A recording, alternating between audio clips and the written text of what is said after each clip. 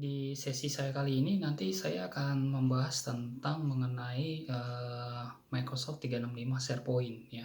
Jadi mungkin di sesi-sesi yang saya sebelumnya mungkin sudah pernah saya sampaikan ada, beberapa fitur utama di dalam Microsoft 365 ya. Mungkin saya pernah sudah memberikan, pengenalan mengenai apa itu Microsoft 365, apa itu Microsoft Teams ya, kemudian apa itu Microsoft, 365 Mail, Exchange begitu ya. Nah, mungkin nanti, sesi yang kali ini saya akan coba, menjelaskan sharing mengenai Microsoft 365 SharePoint ya. Jadi, kalau di kantor biasanya, kita bisa install sendiri SharePoint server kita gitu ya. Jadi ini adalah, cara cepat kita untuk bisa dapatkan web server di kantor gitu ya. Jadi, kalau kita mau bikin web server cepat, kita bisa gunakan, SharePoint. Nah, selain itu juga, di SharePoint itu sebenarnya tujuannya, adalah untuk bisa, seperti kayak file server di kantor ya. Jadi kita bisa, meletakkan data, sharing, taruh di web server begitu, dan nanti, kita bisa sharing ke rekan-rekan kita yang lainnya begitu. Supaya nanti, manfaatnya adalah kalau misalnya saya lagi di luar kantor, saya taruh data tadi di web server saya, kemudian nanti rekan-rekan saya baik yang di kantor ataupun yang di luar kantor pun, juga bisa mengaksesnya. Beda sekali kalau data tadi kita letakkan di dalam file server ya. Kenapa? Karena kalau di file server berarti kalau saya lagi di luar kantor berarti saya harus bisa akses ke file server saya di kantor gitu. Nah, biasanya kalau dulu kita gunakan ada yang namanya VPN server ya. Nah, dengan adanya sekarang dengan, SharePoint, ya jadi itu lebih dimudahkan lagi untuk kita berbagi data dengan atau meletakkan data kita diletakkan di dalam, server begitu ya, jadi bisa melalui web. Nah, kelebihan yang lain lagi kenapa harus ada SharePoint adalah, eee, kalau kita mungkin user itu sudah terbiasa menggunakan browser ya. Nah, jadi, kalau dia, menggunakan browser dengan untuk melakukan browsing, aktivitas yang sama juga bisa dilakukan untuk mengakses data. Nah, SharePoint, biasanya kalau di kantor kita install. Nah, tapi karena sekarang ada di layanan Microsoft 365, kita pun juga bisa dapatkan layanan ini, begitu. Jadi nanti kalau saya mau bertukar data, saya nggak perlu install SharePoint, saya bisa gunakan layanan yang ada di Microsoft 365, begitu. Nah, nanti mungkin di demonya, akan saya contohkan, bagaimana kita, manfaat dari SharePoint. Di demo kali ini, saya akan membahas tentang mengenai Microsoft 365 SharePoint. Jadi di video saya yang lain ya sebelumnya yang tentang mengenai pengenalan Microsoft 365, di sesi waktu itu saya sempat, menyampaikan bahwa, eh, kita bisa sharing, bisa subscribe trial Office 365 atau Microsoft 365 ya. Nanti tinggal login aja ke office.com ini, lalu, kalau saya sudah login sebagai administrator, nanti saya bisa lihat di situ ada admin ya, admin iconnya di situ. Ini kalau saya klik nanti tampilannya ya begini gitu ya. Jadi nanti ini, kalau kita lihat nanti, saya klik show all. Nah, di sini kita bisa lihat, ada yang namanya Microsoft SharePoint ya.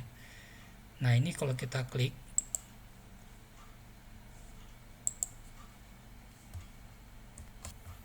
nah ini kalau sudah diklik tampilannya seperti ini ya.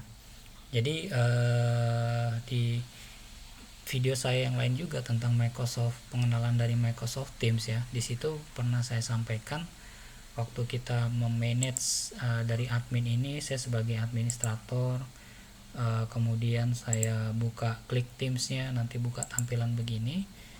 Di sini kita bisa lihat ya, waktu itu saya sampaikan kalau saya klik channel di dalam Teams itu sebenarnya, misalnya di sini ada sales ya, lalu saya klik, general, lalu di sini ada file ya. Waktu saya klik file di sini ada folder data sales ya. Data ini sebenarnya dibuatnya di dalam SharePoint begitu ya. Coba ini saya, kecilkan sedikit lagi ininya 75%. Nah, ini dia. Jadi ada menu open in SharePoint. Jadi kalau saya klik ini sebenarnya buatnya di sini gitu ya di dalam salah satu site yang ada di dalam SharePoint begitu. Coba kita lihat ya. Jadi waktu saya open in SharePoint begini ya. Jadi folder yang tadi itu dibuatnya sebenarnya di sini.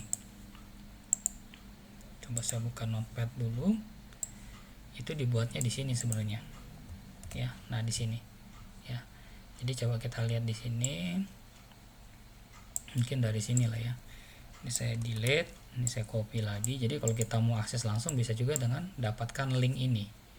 Jadi nanti kalau saya buka new tab lalu saya klik paste aja, paste di situ, saya tinggal enter ya. Jadi apa yang tadi saya letakkan di dalam Teams ini ya, yang tadi saya letakkan di dalam Teams ini sebenarnya disimpannya tadi di sini di dalam SharePoint site ya. Jadi kita bisa langsung melakukan HTTPS ke sini begitu. Nah itu tadi ada di general ya, lalu ada data cells ya, dan kita lihat di sini ada filenya begitu ya. Jadi apa yang kita buat di sini ini sebenarnya disimpan di dalam SharePoint ya. Nah SharePoint itu adalah cuma satu-satunya tools di Microsoft ya, berkaitan dengan di 365 dan infrastruktur di kantor juga di on-premise ya, untuk melakukan dokumen sharing over web begitu ya. Jadi nanti kalau kita ingin managing website atau sharing dokumen over web, pasti solusinya pakai SharePoint. Nah di kasus ini yang mau saya contohkan lagi adalah kadang di kantor itu kita ingin memiliki semacam intranet website ya. Nah itu bisa dibantu dengan menggunakan SharePoint. Jadi kalau misalnya di kantor itu kadang kita ingin punya satu intranet website di mana semua orang di satu corporate itu bisa mengakses ya.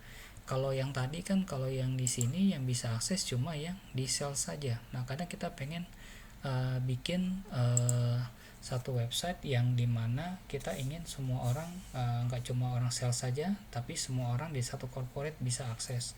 Nah kita bisa bikin di bagian active site ini ya. Ini contoh primary feature dari SharePoint ya. Jadi kita bisa bikin website. Jadi kita tinggal create saja di sini ya, tinggal kita create. Nah di sini mau bikin tipe site yang seperti apa, apakah sebagai team site, communication site. Jadi ada option yang lain, kita klik ini.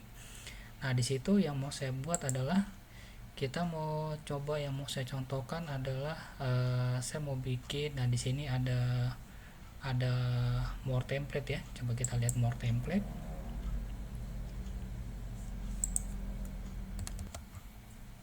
Nah jadi inilah macam-macam website yang kita bisa buat di dalam SharePoint ya. Jadi kalau kita lihat di sini ada untuk tipe-tipe website ya. Jadi ada beberapa website yang dikhususkan misalnya buat bikin blog gitu ya, developer site, project site. Kalau di enterprise mungkin seperti ini gitu ya, seperti ini ya, atau mungkin buat publishing konten gitu ya. Nah di sini kita lihat di bagian publishing. Nah ini kita bisa bikin nih ya, ada yang namanya publishing portal ya. Jadi memang dikhususkan untuk membuat intranet portal gitu ya. Jadi misalnya di sini saya mau kasih nama misalnya intranet 2 gitu ya, intranet 2. Nanti cara ngaksesnya seperti ini, intranet 2. Jadi http lalu /site lalu nanti /intranet begitu ya. Saya kasih nama /intranet 2 begitu ya. Nah nanti ini kalau sudah ini berapa besar resource yang mau digunakan, siapa aja administratornya, misalnya saya specify administrator 1 ya, tinggal dicek aja. Nah di sini kelihatan sudah terdetek usernya yang mau dijadikan sebagai administrator, dan ini saya tinggal klik OK saja. Nah itu lagi dibuat. Nah dia balik lagi ke menu dari utama dari SharePoint-nya. Nah ini kelihatan sedang dibuat. Nah di kasus ini saya sebelumnya sudah pernah membuatkan ya. Jadi nanti kita lihat bentuknya nanti seperti apa kalau sudah pernah dibuat. Coba kita klik ini. Nah, ini saya tinggal buka. Nah jadi kalau tadi prosesnya itu dibuat itu memang butuh waktu ya. Jadi nanti kalau memang ini saya sudah buatkan supaya untuk mempercepat proses demonya. Dan di sini kita bisa lihat inilah contoh website hasilnya. Jadi kalau nanti corporate ingin ini, kita lihat dari websitenya ya. Jadi ini coba saya copy, saya klik kanan paste. Nah ini dia. Jadi ini nanti website link ini kita bisa share ke rekan-rekan semua karyawan di satu kantor ya. Jadi nanti mereka tinggal HTTP ke situ untuk melihat ini. Jadi kalau ada dokumen, kadang kita di kantor itu ada dokumen yang perlu di-sharing ke semua karyawan ya. Jadi nah ini bisa di-share dari sini ya. Jadi nanti kalau kita sebagai administrator ya, nanti kita bisa uh, membuat publishing kontennya melalui uh, website atau link yang ada di link ini. Nah inilah contoh feature dari SharePoint ya. Jadi satu-satunya tools di dalam Microsoft 365 yang digunakan untuk membuat tempat konten di dalam website ya, berkaitan dengan website. Jadi buat dokumen sharing over web ya, seperti itu. Nah, jadi itulah demo saya tentang apa itu manfaat dari SharePoint ya. Jadi kalau kita lihat kembali lagi ke sini, tadi kita bisa lihat ada di sini di active site kita bisa bikin ya, kita bisa bikin website ya di dalam SharePoint yang kita miliki di dalam Microsoft 365 ya. Nah di sini kalau kita lihat yang tadi saya buat apakah sudah selesai, nah, ini bisa kita cek di sini ya. Nah, ini tinggal saya refresh aja ya, tinggal saya refresh.